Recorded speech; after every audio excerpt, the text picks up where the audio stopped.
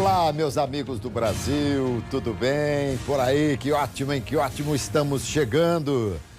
O cara de sexta-feira que tá essa quinta, não? É, por aí, é o feriadão, né? Prolongado e tal.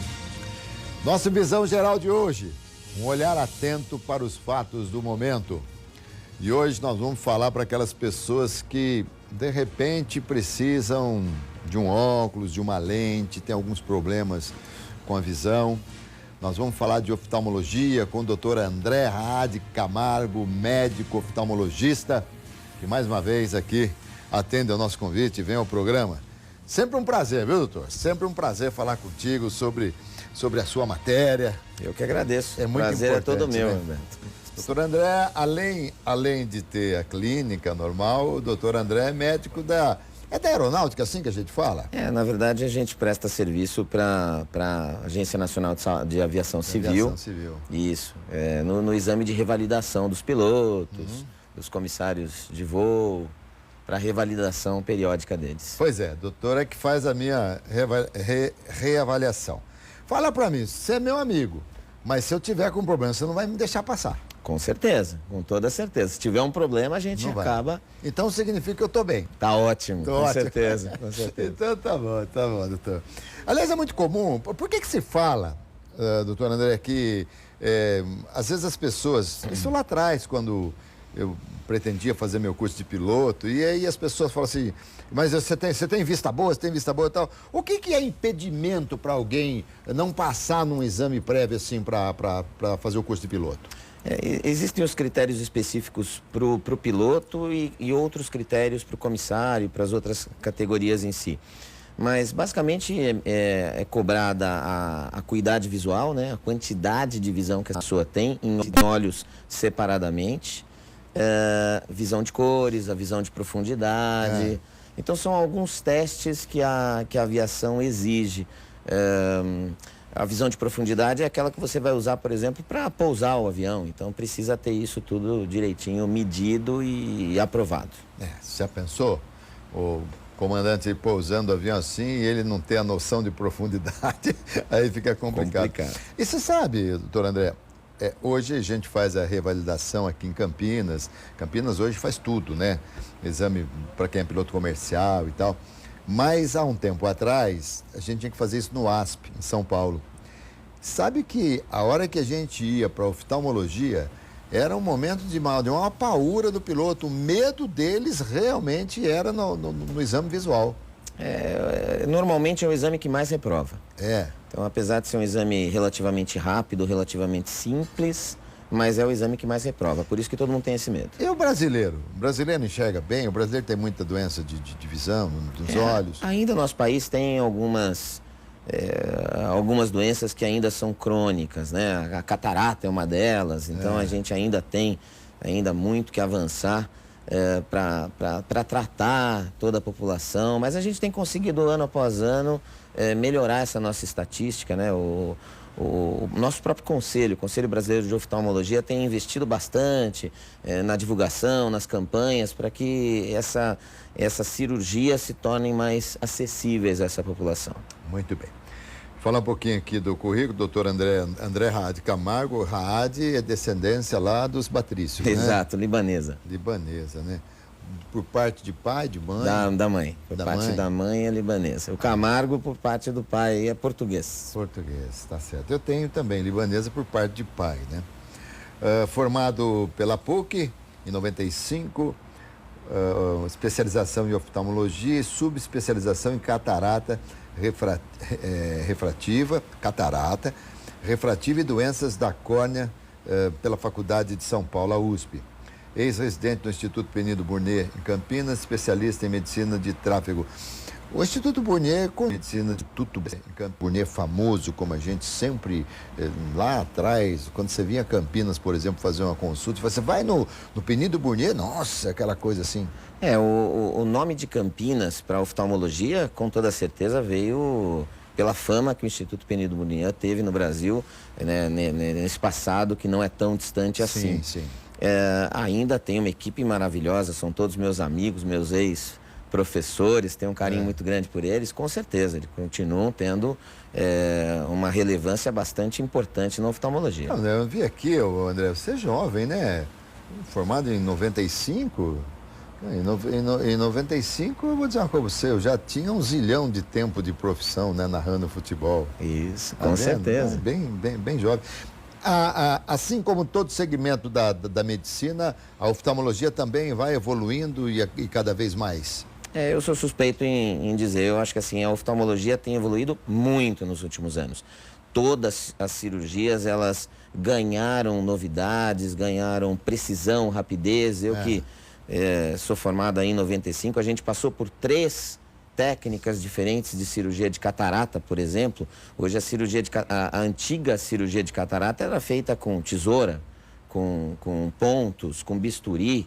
Olha. Hoje não se precisa, a gente não utiliza mais incisão, não precisa mais de pontos, as lentes usadas se modernizaram muito, quer dizer, a oftalmologia tem avançado absurdamente nos últimos anos. Isso é uma coisa boa. Claro, claro. E doutor André, as doenças dos olhos, é a mesma coisa falar dos olhos ou da visão, sim, né? Com certeza. Essas doenças, elas são preveníveis? Na grande maioria das vezes, sim. Por isso a importância da gente procurar uma consulta periódica, procurar um oftalmologista pelo menos uma vez ao ano para essa prevenção. A grande maioria das doenças tem como a gente avaliá-las precocemente e impedir que as lesões apareçam no futuro. Tá. E quando a gente fala prevenir, porque o pior que pode acontecer para os olhos é perder a visão. Com certeza. Tá. Existem doenças, exemplo, o glaucoma é uma doença silenciosa. A pessoa não vai sentir absolutamente nada e ela vai modificando a pressão interna dos olhos. E ao longo de 1, 2, 3 anos, essa pessoa às vezes pode até perder a visão. E então, o que existe provoca esse o risco. glaucoma? Tem vários fatores, né? Os mais importantes são fatores genéticos, mas tem situações relacionadas a traumas, uso de medicamentos. Então, pessoas que têm doenças crônicas como asma, bronquite, doenças articulares, artrose, artrite, elas usam medicamentos que podem, como efeito colateral, estar propiciando o aparecimento do glaucoma. Essa é uma imagem do quê? O que a gente tem aí? Isso aí é uma fotografia do fundo do olho. Ali nós estamos vendo ali aquela porção redondinha no centro. O sol. O sol ali, isso. Esse é o nervo óptico. E essa porção branca do nervo óptico é o que a gente chama de escavação. É aquela região onde o nervo óptico sofreu uma lesão causada pelo glaucoma. Essa parte branca, ela deveria ser bem pequenininha. Esse é um dos sinais, por exemplo, durante a consulta oftalmológica, que o oftalmologista vai perceber que tem algo errado. Tá. Então ele fala, olha, ali tem uma chance de estar desenvolvendo glaucoma, esse é um caso de glaucoma. E quando o oftalmologista percebe isso, né? Tá no normal, o normal tá ali, o moderado. Quase não percebe, tá vendo? Tá. A porção branca, um glaucoma já moderado, já começa a perceber aquela manchinha branca, é a chamada escavação, e ali é uma escavação praticamente total, o nervo totalmente destruído. É o que está escrito aí, que é a logomarca da... Isso, aí, um glaucoma avançado. Isso. Avançado. Bom, mas quando se percebe um glaucoma, olha que imagem essa. Ali é o que? É com glaucoma? Lá, aquela imagem é a imagem do fundo do olho, aqui é só um exemplo de que o glaucoma não necessariamente é uma doença do adulto. A gente já pode atingir um bebê, por exemplo, um glaucoma congênito. Então, o bebê nasceu com glaucoma. Então, é importante que... aí, mais uma pergunta muito comum. Quando que eu levo meu filho ao oftalmologista? Eu acho que nasceu, tem que ir. Tem que ir. Primeiros dias de vida. Eu brinco que o primeiro exame do meu filho eu fiz com 2 anos. Com 2 dias de vida, né? Logo que ele nasceu, no segundo dia eu já estava fazendo o primeiro exame. E procura um oftalmo normal ou tem um oftalmo especialista, ou pediátrico e tal? Hoje em dia existe essa subespecialidade, que é o oftalmologista pediatra, oftalmopediatria. Mas eu acho que basicamente procura um oftalmologista. E esse oftalmologista vai direcionar. Se ele tiver alguma dificuldade no exame, ele vai falar, olha, procura outro profissional. Voltar àquilo que eu queria te perguntar. Por exemplo, quando numa consulta você detecta que tem um glaucoma moderado, é É curável a partir daí? Como é que é? Na verdade, ele pode ser estabilizado. Estabilizado. O que se perdeu no glaucoma não se recupera mais. Ah, tá. Mas evita-se de perder a visão. Nessa imagem do centro que a gente viu, ela ainda está numa fase inicial. Moderado, mas ainda totalmente prevenível. Ou seja, ainda a pessoa tem uma boa visão e vai continuar tendo uma boa visão. Tá ali. Ao passo que se a gente deixar a coisa progredir, então essa pessoa, na imagem da direita, ela perdeu totalmente a visão. E interessante que a palavra moderada, né? Na aviação é uma coisa muito séria. Sim. Porque quando se fala em turbulência leve, moderada e severa. Moderada chama atenção, Ainda exatamente. mais você que morre de medo de avião, a moderada já te deixa muito preocupado. Então, mas o glaucoma, se ele for descoberto, ainda que seja um estágio um pouco mais avançado, consegue estagnar e parar onde ele está? Sim, consegue. Sim. Mas dificilmente as pessoas te procuram porque não estão enxergando em razão do glaucoma. O glaucoma, o médico te descobre. Na verdade, assim, normalmente o que leva uma pessoa a uma consulta é a avaliação da visão, a troca do óculos. Por isso que eu falo que é muito importante procurar um médico nessa avaliação.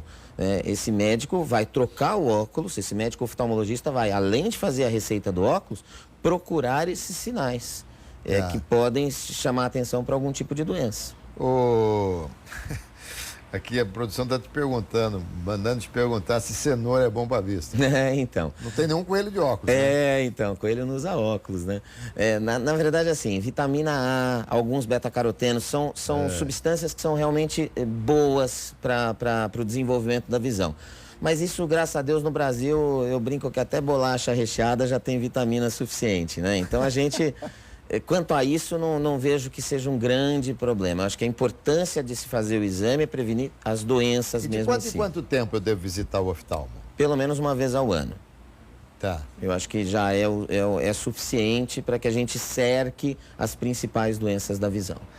Tá, mas no meu caso, duas, porque eu vou mas a da aviação não é esse tipo de exame que se faz, né? Não, a cobrança da aviação é outra. É outra, né? É outra. Então a gente acaba procurando alguns sinais, mas por mais que seja um exame da aviação bastante exigente, eu costumo dizer que o exame no consultório acaba sendo um pouco mais preciso. Mais apurado. Mais apurado, com certeza. Com toda certeza. E catarata, doutor? Catarata um dia todo mundo vai ter? Sim, a gente espera ter, porque é uma doença que vem com o passar dos anos. Então a gente espera viver o suficiente para ter. Eu quero ter catarata. Muito que a gente viva o suficiente para ter a catarata. Normalmente sim. Ao contrário do glaucoma, a catarata não dá em jovem. Catarata pode dar, inclusive, na criança também. Existe também a catarata congênita, que a criança nasce com a catarata. São raridades, são exceções. Habitualmente, a catarata é uma doença da terceira idade. Aí nós estamos vendo alguém com catarata? Exatamente. Aí é uma fotografia é uma catarata já bastante avançada. Uma catarata, veja, nós estamos vendo a menina do olho dilatada, né, para ver melhor. E essa imagem branca é o cristalino, que é uma lente natural do olho, que deveria ser transparente. Veja que ela está totalmente opaca, totalmente branca. Isso é uma catarata. Já ao contrário do glaucoma, a catarata em qualquer estágio ela pode ser retirada. Quando estiver adiantado e tal. Sim, aí não... Sem qualquer consequência. Sem qualquer consequência maior, ela pode ser. Claro que existem cataratas maiores causadas por problemas mais sérios, como traumas, que podem exigir um cuidado maior, mas ela deve ser retirada com toda certeza. Mas interessante, né? Tem momentos, tem estágios que ainda não se deve mexer na catarata. Quando a visão ainda é muito boa, então a pessoa às vezes tem catarata, mas tem 100% de visão. Não deixa de ser um procedimento cirúrgico. Todo procedimento cirúrgico tem seus riscos. Então a gente costuma não mexer quando a visão é muito boa. A partir do momento que essa visão vai caindo, 60%, 70%, hoje a gente tem que lembrar que as pessoas são muito ativas, então elas vão querer dirigir, vão renovar a carteira de motorista. Sim. E as exigências para essa renovação nos obrigam a operar essa catarata. Então, doutor, não sei se foi você mesmo que me disse, ou algum médico que me falou, que o médico tem que ter a responsabilidade de fazer com que o paciente saia da cirurgia no mínimo, nas mesmas condições que entrou. O ideal é que saia melhor, ele não pode sair pior. Sem então, dúvida. Por aí justifica você. A pessoa está enxergando, de repente, você vai tirar uma catarata recente, digamos, como tem o risco. Toda cirurgia acaba envolvendo um lógico. certo risco. Então, acho que não há uma justificativa de eu operar uma pessoa que tem 100%, a gente chama de 20-20 de visão, né? 100% de visão, não existe um motivo para isso. Olha, esse é um vídeo de uma cirurgia de catarata. Da modernização dela hoje, né? Repara que a incisão que é feita para se chegar nesse cristalino, repara que existem alguns... O que foi aplicado ali? Na verdade, a gente aplica um anestésico tópico e esse é um gel que vai dentro do olho que nos ajuda a trabalhar com mais segurança dentro do olho. Isso aí você está fazendo essa cirurgia, você está olhando no microscópio? Exato, isso é aumentado várias vezes para que a gente veja detalhes do que está fazendo. Da mesma forma que aumenta o olho, aumenta o instrumento também. O instrumento deve ser uma coisa muito fininha. Tudo pequenininho, né? Tudo microscópico. Essa incisão, por exemplo, ela tem em torno de 1,2 milímetros, ela é bem pequenininha. Aí você por esse orifício, digamos assim, por essa incisão, você tira aquela lente, é isso? Isso, a gente vai fragmentar essa lente. Então, por exemplo, nesse momento a gente tem esse aparelho que nos ajuda a quebrar essa lente natural do olho, esse cristalino que está cataratado, né? Em micro pedaços. É como se fosse um micro aspirador de pó. A gente quebra a catarata e vai tirando pedacinho por pedacinho. Ó. E não fica nada lá dentro? Não, fica só o suporte onde esse cristalino é apoiado no olho. A gente chama esse suporte de cápsula, né? Cápsula do cristalino. A cápsula fica e é onde vai ser apoiado o novo cristalino, que é a lente artificial. Se você, a hora que você está explicando, olhasse a cara dos nossos meninos aqui, todos assim, ó. Impressionante. O cara também não vê nada, né? Não dá pra ver. O cara ou a cara, sei lá, a pessoa não vê nada. Apesar de ser uma anestesia tópica, né? Então ele tá acordado, a gente, na maioria das vezes, está até conversando, mas ele não vê nada, não dá pra ver a cirurgia. Aí você tirou toda aquela lente, tá certo? Isso. É o cristalino, né? Exato. E aí você vai colocar uma nova lente no lugar, é isso? Exato. E essa nova lente... Mas ela entra por aquele buraquinho ali? Isso, ela vem, na verdade, vem toda dobrada. E a gente vai abrir dentro do olho. Dentro do olho. Dentro do olho ela é aberta e apoiada no lugar correto. E ali não há nenhuma resistência, não existe... Essa é um modelo de lente, olha lá. Esse é bem fininho também, né? É bem pequenininha, né? Do tamanho para caber dentro do olho. Não existe nenhuma rejeição? Olha só, na verdade, assim, as lentes se modernizaram muito nos últimos anos, então a gente tem materiais muito bons. No passado tiveram inúmeros problemas que foram solucionados, mas nos últimos anos não, as lentes realmente são bastante seguras. Não ouço falar de grandes problemas há 20 anos, 30 anos, quer dizer, uma coisa já que se concretizou com o passar do tempo. E nunca se faz os dois olhos de uma vez? Olha, eu não aconselho. Eu acho que a gente deve fazer um olho por vez, estudar como é a cicatrização da pessoa, a própria reação. A pessoa pode ter uma reação inflamatória. Quanto mais jovem é a pessoa que opera catarata, ela costuma ter uma reação inflamatória maior. Então a gente costuma tratar essa reação e observar a reação dessa pessoa antes de indicar o outro olho. Mas sai com o tampão, não? Cada profissional trabalha de uma maneira. Eu costumo deixar o paciente sair com o olho aberto já. Claro que ele não sai enxergando 100% no primeiro dia. Não sai? Não, porque aquele microscópio que a gente usa, então ele tem uma luz muito forte. Então a gente, por mais que a cirurgia seja rápida, ela dura aí de 7, 8, 10 minutos. Rapidinho. Mas são 8, 10 minutos que a pessoa está sob efeito daquele farol. Então ela sai ofuscada. Mas ela vai recuperando, já no dia seguinte já tem uma visão bem satisfatória. E aí depois de quanto tempo pode fazer outro olho, normalmente? O intervalo mínimo, normalmente, uma semana. Tá, para ver se tá tudo bem, se Sim, tá tudo uma certo, semana depois tal. programa outro olho. Tá. Doutor André, o que são aquelas... muita gente fala assim, tô vendo estrelinhas e tal, no canto do olho, não sei se já lhe aconteceu isso. Sim. Comigo já aconteceu muito. E aí você tem uma dificuldade, parece que tem um líquido aqui embaixo, na pálpebra, né? e aí você fica e vê aquelas estrelinhas, aqueles negócios. O que é isso? Às vezes a sensação de um cabelinho, Isso, a sensação exatamente. de uma mosquinha. Isso. Na verdade, tem várias doenças que podem estar dando isso. As menos importantes causam uma alteração da gelatina interna do olho. A gelatina interna do olho chama vítreo. E com o passar do tempo, que nem a gente vai tendo cabelo branco, né? Eu já tô com um pouquinho de cabelo branco. Mas né? essa barba preta e branca é uma homenagem a Ponte, tem até uma faixa preta aí. Com né? certeza, com certeza. E o vítreo, que é essa gelatina interna, ela deveria ser totalmente transparente e com o passar dos anos ela vai formando microgrumos mais densos. E a gente vê a imagem, vê a sombra desses gruminhos aí dentro. Nós chamamos isso de mosca volante. Não tem uma implicação, não tem nenhum problema maior. Agora, existem outras situações, eu brinco que todo mundo que tem isso deve procurar uma consulta, porque pode ser a mosca volante, não tem nada a fazer, não tem problema nenhum, mas pode também ser um sinal de um problema da retina. Então, a retina, quando ela rasga, quando ela descola, a primeira fase do descolamento de retina, a pessoa pode ver alguns flashes luminosos, um aumento muito grande da quantidade dessas moscas volantes. Então, é aconselhável passar por uma consulta. Mas então, isso aí está relacionado com a visão. Com certeza com a visão. Existem situações relacionadas ao sistema nervoso central. Então, por exemplo, a enxaqueca. Então, a pessoa que tem enxaqueca, ela tem a sensação dessas manchas. Nós chamamos de pródromos, né? Fica tão frequente o surgimento dessas manchas que ela já sabe que vai ter a dor de cabeça. Então, ela tem essa manchinha, logo em seguida vem a dor de cabeça. Então, ela pode estar relacionada a isso também.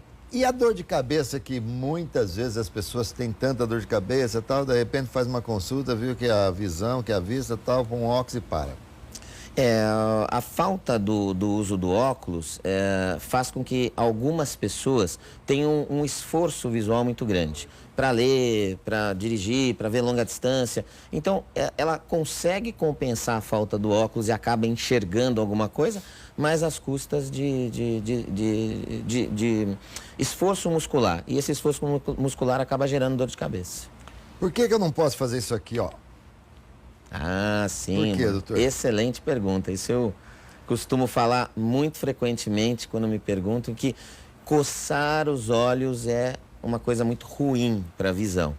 O olho não tem osso, né? Então é uma estrutura mole. Quanto mais a gente aperta essa estrutura, mais a gente trazer doença para a visão. Doenças normalmente relacionadas à porção anterior do olho, um lugar chamado córnea. E normalmente essa pessoa que tem o mau hábito de coçar os olhos, ela acaba no passar dos anos desenvolvendo uma outra doença ocular chamada ceratocone. Quer dizer, é uma doença séria que atrapalha demais a visão, que quando surge da mesma forma do glaucoma a gente consegue tentar estabilizá-la, mas o glaucoma a gente não volta à normalidade. Tá ali, ó, a córnea é aquela porção anterior do olho. Eu brinco que é como o vidro do relógio. Então, o vidro do relógio, ele é liso, regular, a córnea também, lisa, transparente, regular. E o ceratocone é quando essa porção anterior, ela começa a se tornar irregular. Vamos chamar assim, ela vai se tornando torta, né? Tá. E com isso atrapalha demais a visão. Mas isso é o cara que, ou a pessoa que coça toda hora, tá, ou qualquer momento você tá coçando, você, opa, não posso fazer isso. Porque é gostoso coçar o olho, né? Exato. E claro que para o ceratocone existem fatores genéticos que também, predispõem ao aparecimento dele. Mas se a gente pegar estudos mais recentes, nós vamos ver que mesmo pessoas que não têm familiares, nenhum tipo de familiar com história do ceratocone, mas tinham uma alergia crônica, essa pessoa acabou com o passar do tempo desenvolvendo a mesma doença. E essa pessoa tem uma alergia, mas tinha uma única. O problema é que a gente não sabe quantas vezes vai coçar, não tá conta coçando o número de vezes que coça. Gente, é isso aí. Eu vou fazer uma pergunta pro doutor depois, muito interessante, já. Aliás, eu vou deixar a pergunta aqui. Às vezes, por exemplo, você não tem óculos. Às vezes, de repente, a pessoa fala assim, ó, lê aqui. Aí você vai ler, você fecha o olho. Aqui. Eu nunca vi, o pessoal fala assim, para você enxergar bem, olha, abre o olho. Mas para ler, a gente tem que fechar o olho. Doutor André, aqui é a Fernanda de Campinas. Você já disse que criança pode ter catarata, isso aí até deixou ela meio preocupada. E como é que descobre-se levando a criança ao oftalmo, é isso? Levando numa consulta, é um exame bastante simples, né?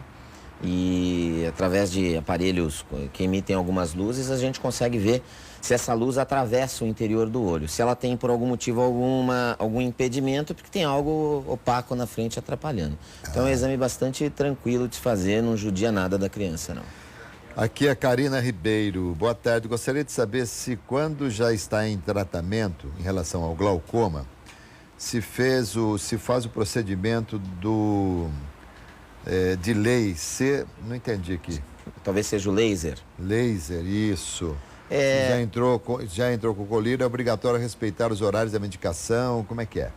É importante que se respeite, sim, o uso da medicação. Hoje em dia, os remédios para o glaucoma evoluíram bastante e, na maioria das vezes, só eles já se basta para o tratamento. Alguns casos precisa de uma aplicação de um laser, a gente chama de iridotomia. Em outros casos, precisa de cirurgia.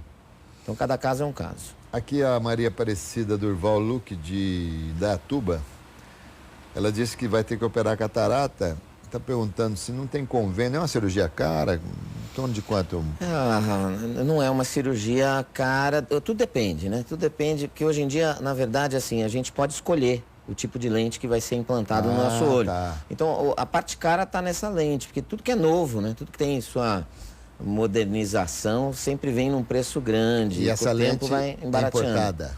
Essas lentes, todos os fabricantes mais famosos são de fora do Brasil. Tem um ou outro fabricante brasileiro, mas que não tem a mesma ainda, não tem conseguido a mesma tecnologia. E o SUS dá o quê? O SUS normalmente dá uma lente, às vezes até importada, mas sem essa escolha do longe e do perto, que hoje é uma opção, né? A gente pode planejar uma cirurgia e corrigir, que nem o óculos da gente, que tem o longe e o perto, o multifocal. Hoje existe esse implante dessa lente multifocal. Na cirurgia de catarata? Na cirurgia já de coloca catarata. a lente para multifocal? Já se coloca a lente, mas ela ainda vem num preço mais elevado. Mas também tem que ter qualidade, porque é o seguinte, eu uso multifocal há trocentos anos. Sim. E, por vezes, eu vou trocar o meu óculos e não me adapto à lente. Então, isso tem que ter qualidade, porque não tem nada pior do que você enxergar meio, né, embaralhado, é muito complicado. A gente bate muito na tecla de que a lente intraocular é uma lente, a parte mais importante da cirurgia também, porque vai dar o resultado final. Com certeza. Então, é importante que se valorize um produto de qualidade, um fabricante já conceituado. Habitualmente, os médicos têm o hábito de usar fabricantes que já estão no mercado há 20 anos, 30 anos. Não dá para correr risco, né? Não dá para correr risco nesse tipo de cirurgia. Com certeza. Doutor André, lente de contato ou óculos? É também muito relativo, né? Algumas pessoas se dão muito bem com lente de contato, optam pelo uso diário. Não há nenhum problema, contanto que ela seja muito bem adaptada, que a pessoa aprenda a manusear essa lente, respeite os horários de higienização, não durma com a lente, então não tem problema. Agora, algumas pessoas já não têm o mesmo conforto ao usar, então é uma coisa muito pessoal. E por exemplo, alguém como eu, que eu tentei usar lente, depois por algumas razões eu abdiquei da ideia. Uma delas é que o óculos cabe muito bem nesse nariz maravilhoso que eu tenho, né? Porque ele, além do que, ele ajuda a esconder metade do nariz. Já vão dar um close no meu nariz, tá vendo? Só falar, eles já vão dar um close. O óculos ajuda a esconder metade do nariz, né? Não, né? Então tá bom, obrigado. E também eu tenho uma dificuldade. A maior dificuldade minha era colocar a lente. Eu não conseguia. Eu tinha uma aflição absurda. Isso vem a ser uma anomalia, não? Já é uma doença também, não? Não. Algumas pessoas têm uma facilidade maior de manusear, tem uma habilidade maior. Eu brinco que tem a ver com vários fatores, inclusive com a sensibilidade do próprio olho. Se o seu olho é muito sensível, a hora que você vai aproximando, você tem desconforto e acaba não conseguindo. Tudo é treinável, né? Tudo é possível que a gente dê um treinamento e a pessoa aprenda e com o tempo se torne habilitada a usar com mais facilidade, mas realmente é muito pessoal. Doutora, não usa óculos? Não, eu na verdade tinha grau de óculos e sou operado desse tipo de grau, tinha miopia, astigmatismo, sou operado, que é uma outra coisa que a gente faz hoje com muita felicidade, que é a correção da miopia, do astigmatismo, da hipermetropia, de alguns casos que são possíveis, através da cirurgia laser. Então, resolve. Mas quando a gente tem, por exemplo, que no meu diagnóstico, aliás, o meu médico aqui sabe muito mais do que eu, tá lá, tem hipermetropia, astigmatismo, acho que são 3 coisas que eu tenho, não sei. Presbiopia. Por exemplo, uma cirurgia, no meu caso, e no caso das pessoas que têm os mesmos problemas que eu, eliminaria de vez o óculos? Não. Por isso que, na verdade, no seu caso específico, Alberto, ela não está indicada. Por quê? Normalmente, quem já usa o grau para perto, esse tipo de cirurgia não tem uma correção tão perfeita. Ah, tá. Então, a gente acaba não optando por essa cirurgia, porque a pessoa vai continuar usando um óculos para leitura. O que se pode planejar é a pessoa que tem muito desejo de ficar livre da porção de longe do óculos. Então, um atleta, uma pessoa que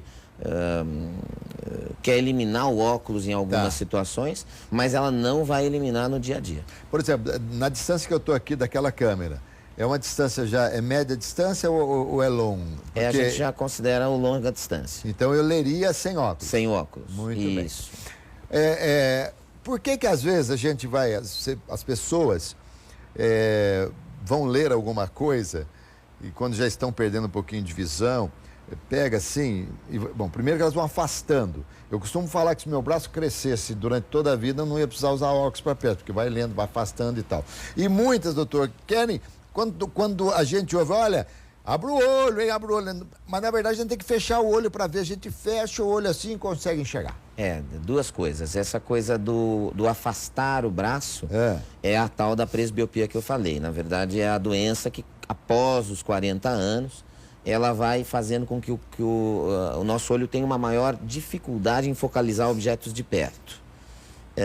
A correção é com óculos e a cirurgia não é uma cirurgia ainda totalmente conceituada e a gente acaba evitando em alguns casos. Tá.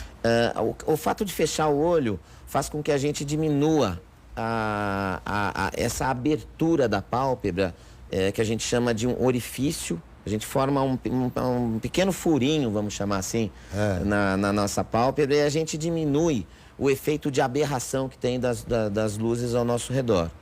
Então a gente consegue melhorar um pouco a visão fechando bastante o olho.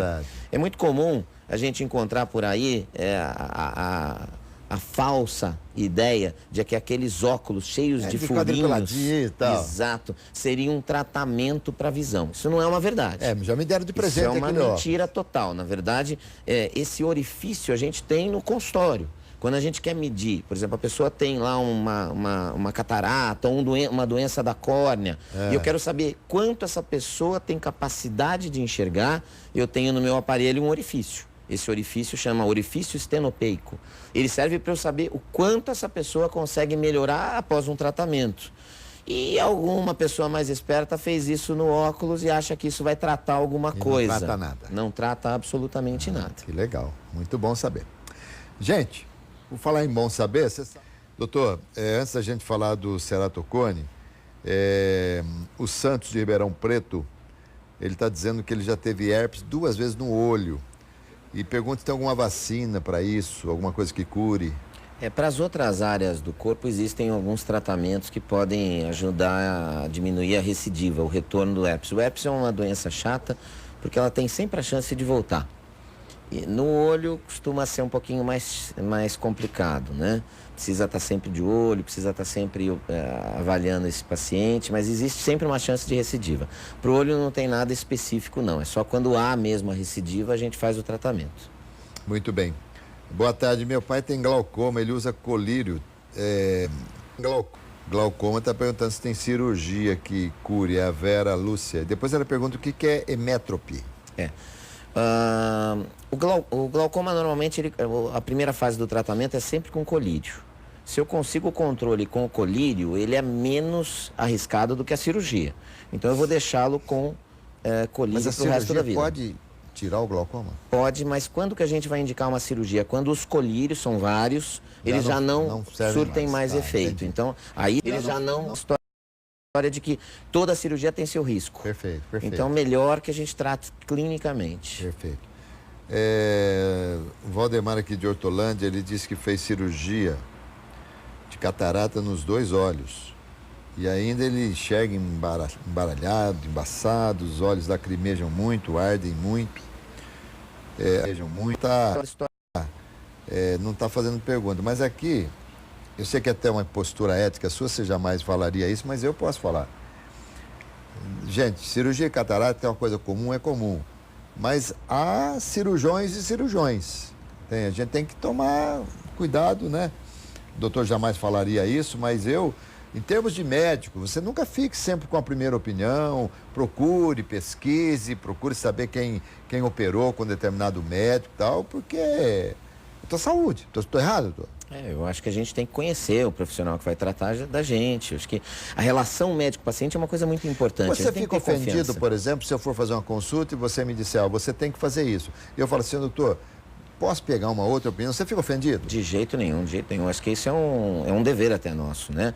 É claro que você vai numa consulta e você gosta daquele profissional, aquele profissional foi muito bem indicado a você. Eu acho que não precisa ficar pesquisando vários outros, mas eu acho que não há nenhum mal da gente querer saber uma opinião de uma segunda ou de uma terceira pessoa. Eu não vejo isso com maus olhos, não. Nossa, doutor, não sou... Será que eu vou conseguir falar do ceratocone?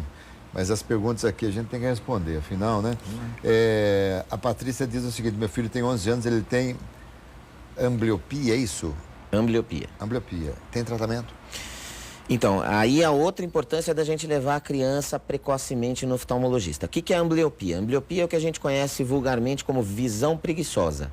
Por que ela ficou preguiçosa? Porque o olho da criança, ele vai se desenvolvendo. A criança não nasce enxergando, mas ao longo de 6 anos de vida, ele aprende a enxergar. E a cada ano que passa, ele vai melhorando a qualidade da visão, até chegar na visão que a gente conhece hoje na vida adulta. O problema é que durante essa infância, se essa criança tem algum problema, falta de óculos, um olho torto, que é o estrabismo, ele precisa ser tratado. Se ele não foi tratado, ele se tornou amblíope, ele se tornou preguiçoso. Então ele tem tratamento até 6, 7 anos, 8 anos estourando. Passou disso, já não tem mais o que fazer. Bom, tem uma pessoa aqui que está falando sobre estrabismo, mas vamos deixar para uma outra vez, se você vier, para a gente falar do estrabismo, porque senão a gente não consegue falar naquilo que a gente até preparou aqui para conversar um pouquinho, que é sobre o ceratocone. É muito comum? Bastante comum, bastante comum. A gente tem observado um aumento muito grande na nossa sociedade. Tem aí vários fatores relacionados, o fator genético é o mais importante, então tendo alguém na família, a pessoa deve se preocupar e procurar uma consulta oftalmológica. Como eu estava falando anteriormente, a porção anterior do olho, a córnea, que é como se fosse o vidro do relógio, ele vai se deformando. Ganhou esse nome porque ele vai formando como se fosse um cone, vai ficando pontiaguda essa córnea. Então à esquerda ali um formato normal de córnea. A córnea é externa? A córnea é a parte externa do olho. A parte externa do olho, né? Transparente. Isso, é aquela que reveste. Que reveste a porção externa do olho. Muito bem. Então é ela que fica doente? É ela que fica doente, é ela que vai se deformando. E ela traz a perda da visão numa sequência? Se ela avançar muito, a pessoa deixa de enxergar com qualidade, acaba enxergando muito mal. Tá, mas tudo bem, toda doença é doença, mas assim, ela não vai levar à perda da visão. Ela vai dar algumas sequelas? Cegueira completa assim, até pode chegar nesse estágio. Tá. Existem ceratocones extremamente avançados, mas hoje em dia se tem tratamento. É controlável? É controlável. No estágio inicial a gente consegue fazer inúmeros tratamentos para impedir que isso progrida. Em estágio terminal a gente usa a imagem da esquerda, o transplante da córnea. É a retirada da córnea doente e a substituição por uma córnea sadia, doada. Então, olha isso é o estágio final do ceratocone, nunca a primeira porção. Essa é uma imagem de um procedimento que nós chamamos de anel intraestromal. Ele serve para tentar tirar as irregularidades da córnea da pessoa. Então eu não trocaria essa córnea, que é uma coisa boa, quer dizer, a córnea transplantada não deixa de ser uma córnea sujeita à rejeição, sujeita à infecção. Então, se eu posso manter essa pessoa com a sua própria córnea, muito melhor.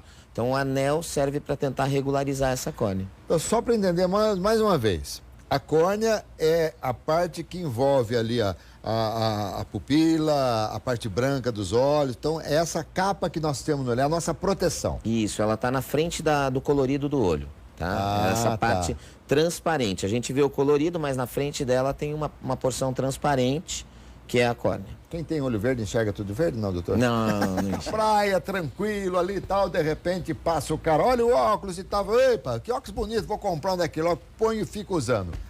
É ruim comprar um daquele. O problema é saber a procedência desse óculos, né? Eu acho que a função do óculos de sol, no meu entendimento, é proteger contra a radiação ultravioleta. Será que esse óculos tem esse filtro? Esse é o ponto. Eu brinco que é como comprar um protetor solar, passar no corpo e descobrir que é creme depois, né? Sim. Então causou queimadura na pele e no olho a queimadura é um pouco mais séria. Então, é porque a pessoa acha que está sendo protegida e não está. E não está. Então a gente tem que comprar num lugar que tenha procedência. Onde que tem procedência? Onde tem fiscalização? Ótica.